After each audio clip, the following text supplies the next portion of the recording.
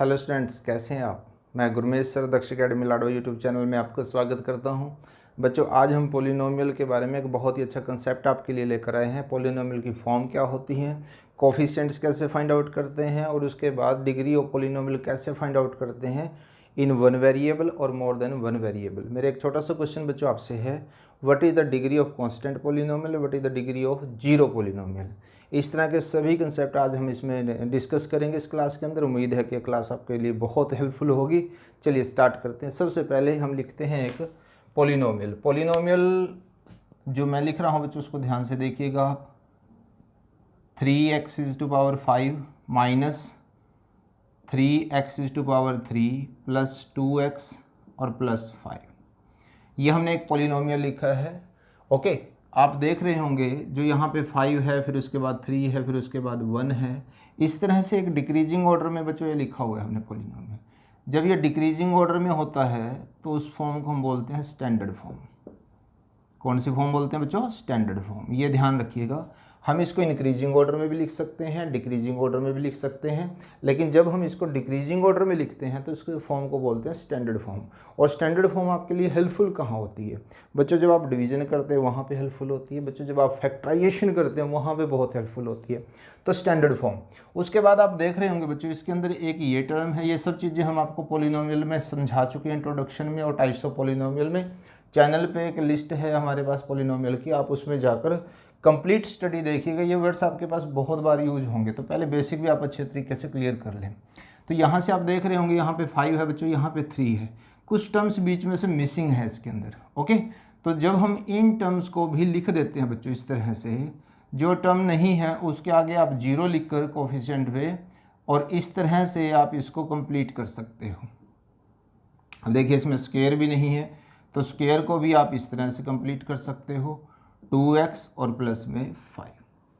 Okay, अब आप देखिएगा ये कांस्टेंट है लास्ट में।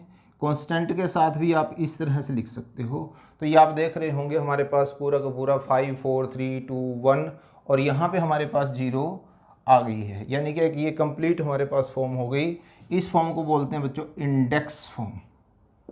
ये बहुत ज़रूरी है बेटा आपके लिए, क्योंकि जब आप डिवीज़न करते हो वहाँ पे जब इस तरह की मिसिंग टर्म्स आती हैं तो आपके लिए कई तरह की प्रॉब्लम्स क्रिएट हो जाती हैं।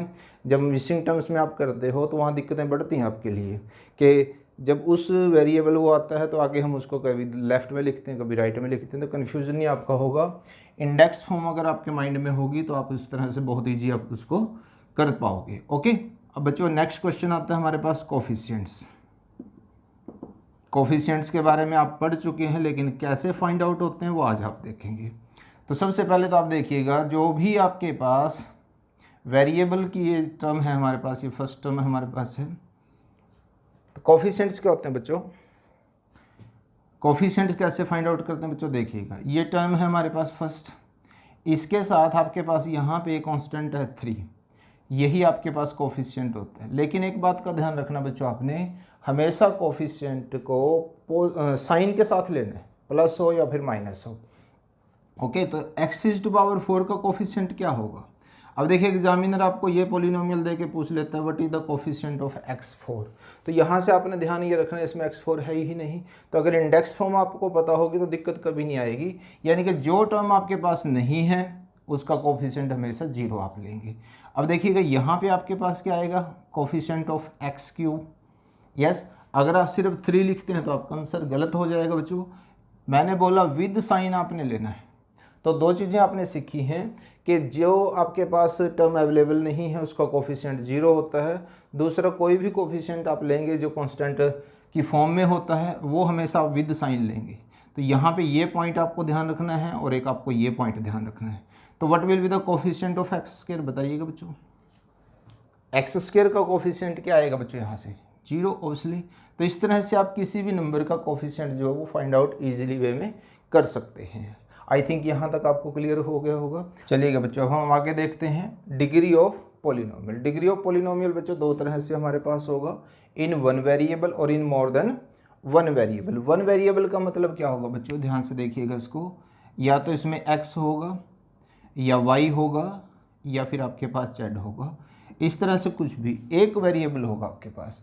और मोर देन वन वेरिएबल क्या होगा बच्चों? आपके पास X Y Z and so on, इनमें से एक से ज़्यादा 2 3 4 जितने भी हैं आपके पास वो वेरिएबल जो है एक दूसरे के साथ कंबाइन होकर आ सकते हैं। तो सबसे पहले तो हम वन वेरिएबल में देखेंगे बच्चों कि किस तरह से हम इसको देखते हैं। वन वेरिएबल में कैसे होगा बच्चों आपके पास, सपोज कि इसमें भी हम 2 टाइप्स लेते हैं। फर्स्ट टाइप में हमारे पास क्या है बच्चों, 7x² plus 5x7 plus 3x। अब आप बताइए बच्चों इसमें जो डिग्री है पोलिनोमियल की वो क्या होगा। सबसे पहले क्वेश्चन मेरा आपसे ये है, क्या स्टैंडर्ड फॉर्म में है। देखिएगा स्टैंडर्ड फॉर्म क्या होती है बच्चों, हमारे पास डिक्रीजिंग ऑर्डर में होनी चाहिए, इंक्रीजिंग में नहीं डिक्रीजिंग ऑर्डर में होनी चाहिए।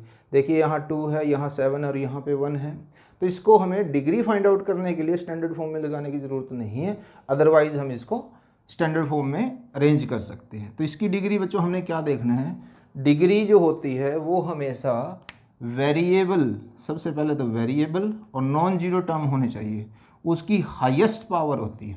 तो डिग्री क्या होती है बच्चों, इसकी डिग्री कितनी आएगी हमारे पास 7। तो यहाँ पे वन वेरिएबल में जो डिग्री की अगर हम बात करते हैं तो डिग्री होगी बच्चों हाईएस्ट, क्या होगी, highest power of variable. So degree क्या आएगी बच्चों आपके पास, हाईएस्ट पावर ऑफ वेरिएबल। अब एक टाइप हम इसमें और देते हैं, क्योंकि हमारी क्लास में बच्चों आपको हमेशा मैथ्स बड़े सिस्टमेटिकली वे में मिलेगा, स्टेप बाय स्टेप हम कोशिश करते हैं कराने के, बच्चों को समझाने की। जितने भी क्वेश्चन एग्जामिनर पूछ सकते हैं वो सब क्वेश्चन हम कराने की कोशिश करते हैं। मेरा नेक्स्ट आपसे क्वेश्चन ये है, what will be the degree of this. Yes, what will be the degree of this.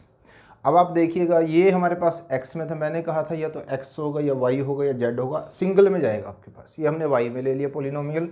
अब ये बताइएगा इसकी डिग्री कितनी होगी बच्चों, 3 होगी, 4 होगी, क्या होगी, नहीं। जब कभी आपके पास इस तरह का कोई भी क्वेश्चन आए, सबसे पहले तो आप उसको सिंपल फॉर्म में करेंगे, ऐसे इसको इससे मल्टीप्लाई करेंगे और इसको इससे मल्टीप्लाई करेंगे। तो यहाँ पे आपके पास क्या आएगा, y⁻³ और ये माइनस है, ये प्लस है, मल्टीप्लीकेशन में आप सीख चुके हैं। तो यहाँ पे आपके पास क्या आएगा, देखिए जब बेस सेम होता है तो पावर्स बच्चों ऐड हो जाती हैं। यहाँ 3 है, यहाँ पे 4 है, तो 3 + 4 कितना होता है बच्चों, 7।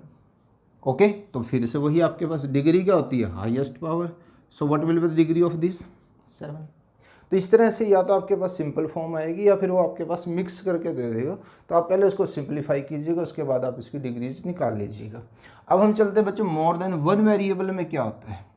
मोर देन वन वेरिएबल, पहले तो आप ये देखिएगा इसको हम लिखते कैसे, जैसे हमने 2x² 3xy z² प्लस में 4y और z, ये इस तरह से हमने एक पोलिनोमियल ले लिया। इसमें भी 2 टाइप्स में आपको कराऊंगा। आप देख रहे होंगे यहाँ पे जिनकी पावर्स हैं वो 1 1 हैं। ओके, तो डिग्रीज में देखिए बच्चों हमारे पास क्या आएगा, यहाँ पे इसकी पावर कितनी है, 2 है। आप इन सभी की पावर लिखिएगा और इनको प्लस कर दीजिएगा। इसी तरह से 1 + 1, क्लियर है। फिर इसका रिजल्ट कितना है बच्चों आपके पास, 2 आया। यहाँ से रिजल्ट कितना है बच्चों आपके पास, 4 आया। और यहाँ से रिजल्ट कितना है बच्चों आपके पास, 2 आया। तो इस तरह से जब आप सभी वेरिएबल की पावर्स को प्लस कर देते हैं, उसके बाद जो रिजल्ट में हाईएस्ट होगा that will be degree of that polynomial. Okay, तो ये फर्स्ट टाइप हमने की। तो what will be the degree of this polynomial, 4। कितना ईजी है बच्चों, देखिएगा। ओके, अब हम इसमें टाइप सेकंड देखते हैं। यहाँ पे लीजिएगा हम 3xy² plus 7x2 y2 and z और माइनस में 7xy3 और z। ये हमने एक क्वेश्चन और लिया है। अब यहाँ देखिएगा 1 + 2, यहाँ पे 2 + 2 + 1, यहाँ पे 1 + 3 + 1। अब देखिएगा इसका रिजल्ट कितना है बच्चों, 3। इसका रिजल्ट कितना है बच्चों, 5। इसका रिजल्ट कितना है बच्चों, 5। आप इस स्टेप को स्किप भी कर सकते हैं बीच में से। ओके, ये तो सिर्फ समझाने के लिए, तो आप डायरेक्ट इसको कर सकते हैं। 1 + 2 will be equal to 3, 2 + 2 + 1 will be equal to 5, 1 3 और 1 प्लस करके आप क्या आएगा आपके पास, 5 आ जाएगा। तो अब देखिएगा हमारे पास 2 5 आ गए।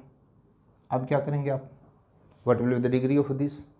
फर्स्ट टाइम में हमारे पास कोई दिक्कत नहीं थी, सिर्फ एक हाईएस्ट था आ गया था। यहाँ पे हमारे पास 2 हैं बच्चों, सो कोई दिक्कत नहीं है। अगर 2 हैं तो यही हमारे पास डिग्री आएगी। तो what will be the degree of this 5। Okay, देखिएगा दोनों कंसेप्ट आपको क्लियर हो गए होंगे आई थिंक। ओके, समझ में आ गया होगा। अब हमने जो आपसे क्वेश्चन स्टार्टिंग में पूछे थे, what will be the degree of constant polynomial. Okay, constant polynomial की डिग्री क्या होगी और आपके पास जीरो पॉलिनोमियल की डिग्री क्या होगी। तो हमने कांस्टेंट पॉलिनोमियल के बारे में, टाइप्स ऑफ पॉलिनोमियल में डिटेल बताया हुआ है। तो एक बार आप वहाँ से सीख जाएंगे बच्चों, जब जब भी पूरे लाइफ में आप मैथ्स करते हो, यह कंसेप्ट कहीं पे भी आएंगे, आप बेसिक लेवल पे सारी चीज़ें अच्छे से सीख लें। तो ये कंसेप्ट जहाँ जहाँ पे भी यूज होंगे आपको प्रॉब्लम नहीं आएगी। कांस्टेंट पॉलिनोमियल को बच्चों हम इस तरह से लिखते हैं। ओके, ये तो उसकी फॉर्म हुई, हमने बताया हुआ है आपको। यहाँ पे भी आप देख सकते हैं, ये कांस्टेंट है आपके पास। ओके, तो ये ए x0 की फॉर्म में होता है। तो देखिएगा हम यहाँ पे लिख लेते हैं 6x0, ओके, 9x0। तो बताइएगा बच्चों इसकी डिग्री क्या होगी आपके पास, क्योंकि ये 0 है आपके पास, तो डिग्री आपके पास कितनी आएगी बच्चों, यहाँ से 0। तो कांस्टेंट पॉलिनोमियल की बच्चों जो डिग्री होती है वो कितनी होती है, 0 होती है। समझ में आ गया, कोई कन्फ्यूजन नहीं आएगी। फिर उसके बाद बच्चों हमारे पास आता है जीरो पॉलिनोमियल। इन दोनों में बच्चा बहुत कंफ्यूज होता है, तो कांस्टेंट में भी और जीरो में। सबसे पहले तो अब ये देखिए जीरो पॉलिनोमियल के बारे में अगर हम बात करें तो उसको रिप्रेजेंट कैसे करते हैं। उसको बच्चों रिप्रेजेंट करते हैं हम जीरो से। यहाँ देखिएगा, यहाँ ax⁻0 थी, यहाँ पे सिर्फ जीरो है, यानी कि ये भी एक कांस्टेंट पॉलिनोमियल होता है, लेकिन इसके क्या है, हर एक टर्म जो होती है वो जीरो होती है। तो जीरो में आप जीरो जितनी बार मर्जी प्लस करें, जितनी मर्जी बार माइनस करें, तो जीरो ही रहेगा। लेकिन रिप्रेजेंटेशन की अगर हम बात करें बच्चों, देखिए मैं इसको लिख रहा हूँ यहाँ पे x⁻100, और सॉरी 0 x⁻100, और यहाँ पे हमने लिया 5। एक पॉलिनोमियल हमने y में और एक x में ले लिया। अब ये बताइएगा इसकी वैल्यू कितनी बनती है आपके पास। यहाँ देखिएगा, पावर चाहे हाँ कुछ भी हो, अगर इसका कोफिशिएंट 0 है तो 0 ही रहेगी, और यहाँ पे भी पावर चाहे इसकी वेरिएबल की कुछ हो, लेकिन ये तो 0 ही रहेगा बच्चों आपके पास। तो इसका मतलब क्या हुआ, इसकी वैल्यू भी 0 है आपके पास, इसकी वैल्यू भी 0 है। लेकिन अभी हम बात करें बच्चों डिग्री की, यहाँ 100 है, यहाँ पे 5 है, कुछ भी हम ले सकते हैं अलग अलग।